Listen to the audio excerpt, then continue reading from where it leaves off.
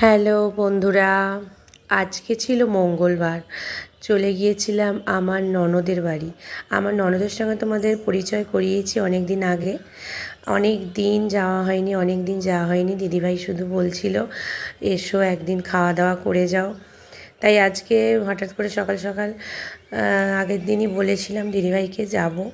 সকালবেলায় তাড়াতাড়ি বেরিয়ে পড়েছিলাম, আমার দুটো মেয়ে আর আমি বেরিয়ে পড়েছিলাম। আর আমার শ্বশুরমশাই আর আমার বর একটু বেলার দিকে গিয়েছিল।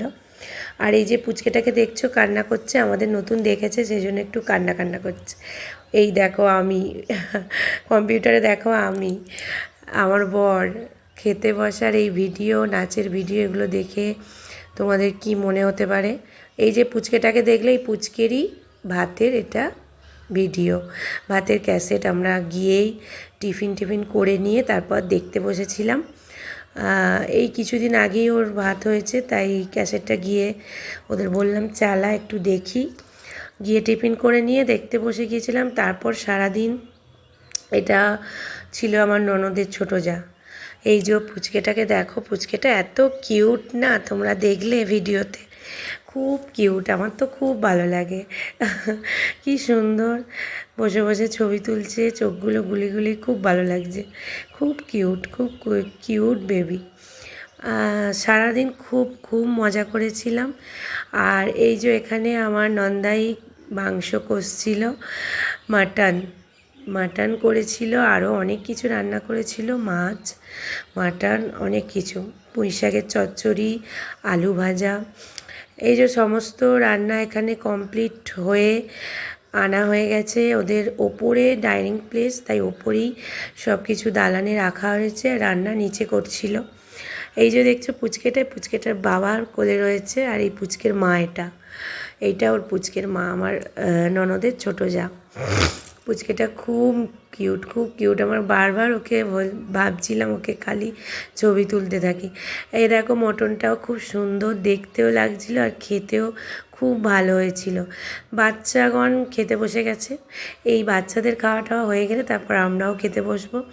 এই ছেলেটা হচ্ছে আমার ননদের ছেলে আকাশ। বাচ্চাগুলোকেও খাওয়ানো চলছিল। এটা হচ্ছে আমি আগের ভিডিওতে তোমাদের দিয়েছিলাম আমার নন্দায়ের ভাগ্নির বাড়ি যাচ্ছি, সেই ভাগ্নি, ওইটা ওর ভাগ্নিও এসেছিল। ভাগ্নির বাচ্চাকে খাওয়াচ্ছিল। এই দেখো পুঁই শাক চচ্চড়ি, আলু ভাজা, করলা ভাজা, আর এটা ছিল মাছ ভাজা। তারপর মাটন তো ছিলই। এই যে মাটন, আমাকে প্রচণ্ড পরিমাণে মাটন দিয়েছিল। আমি তো খেতে খেতে হাঁপিয়ে গিয়েছিলাম। বলছিলাম এক পিস রেখে দাও, কিছুতেই রাখবে না। তারপরে ছিল আম দিয়ে, মাছের ডিম দিয়ে টক। এই যে আমার বরমশাইও এসে খেতে বসে গেছে। খেতে বসার আগে দিদির সঙ্গে একটু গল্পগুজব করছিল। আমার গলাটা প্রচণ্ড খারাপ হয়ে গেছে বন্ধুরা, ভয়েসটা হয়তো একটু বাজে হচ্ছে, তোমরা একটু ম্যানেজ করে নিও। তারপরে দুপুরবেলা সব কিছু কমপ্লিট হতে একটু রেস্ট নিয়ে বেরিয়ে পড়েছিলাম মণ্ডলার পুজো দেখতে। তোমরা কারা জানো পাতিয়াল মণ্ডলা কালী পুজোটা ফলোয়ারি অমাবস্যায় পুজো হয়। আর প্রত্যেক বছরই ওই ননদের বাড়ি যাই, ননদের বাড়ি থেকে এই পুজো দেখে বাড়ি ফিরি।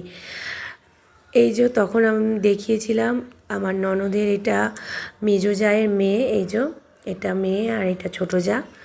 ওরাও আমাদের সঙ্গে বেরিয়ে পড়েছিল।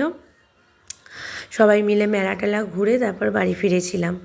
মেলাটা বেশ বড়, অনেক বড়। এখানে একটু কানের দেখছিল, কানেরগুলো বেশ ভালো লাগছিল। আমিও দুটো কানের নিয়ে নিয়েছিলাম, পছন্দ হয়েছিল, নিয়ে নিয়েছিলাম।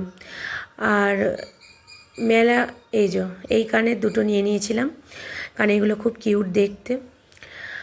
এখানে মা খুব জাগ্রত। আমার তো প্রত্যেক বছরই আসা হয়। আগে অতটা হতো না, এখন ননদের বাড়ি আসি বলে হয়। খুব ভালো লাগলো, মেলাটাও খুব সুন্দর। ননদের বাড়ি প্রত্যেক বছরই এই অমাবস্যার পরের দিন আসি, মেলা টেলা দেখে ঘুরে যাই। কারণ আমার ননদের বাড়ি থেকে এই মণ্ডলার পুজো একদম কাছে। ভিডিওটা তোমাদের ভালো লাগলে একটা লাইক